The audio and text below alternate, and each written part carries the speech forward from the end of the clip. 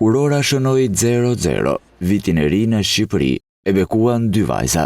Erdhe në jetë me diferencë sekondash nga njëra tjetra në 2 maternitetet e Tiranës, ai Koço Gliozheni dhe mbretëresha Geraldin. Lindja e parë ishte një lindje me operacion në orën eksakte 00:05 sekonda të vitit 2026. 2 voglushet që njëherë shënojnë shenjtërinë e gruas dhe jetës gëzojnë shëndet të plotë ashtu sikurse nënat e tyre, zbuluan mjekët obstetër ginekolog Rezart Ayazi dhe Fatmir Kopani që ndoqën 2 lindjet. Atëherë lindja e parë vitit është një bebe femër me peshë 3 kg 650 gram, është fëmia e dytë i qiftit, fëmia gëzon shëndet plot, po ashtu dhe nëna ka vajtur mirë si intervent. Një bebe e seksit femër 3 kg 800 gram, një angazhim i ekipit operator që operacioni të shkonte mirë dhe ashtu shkoi, nëna dhe bebi gëzojnë në shëndet të plot.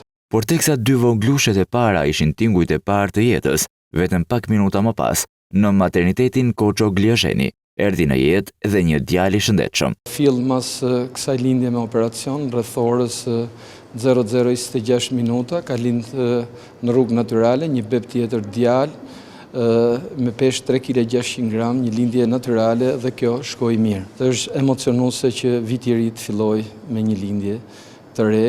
Ne urojmë gjithë shqiptarët gëzuar një shpresë auguri mirë për një jetë më të mirë. Kryeministri ishte ndër të parët që urojnë nga rrjetet sociale ardhjen në jetë të 2 vajzave, që ishin fëmijët e parë në vitin 2026 në vendin tonë.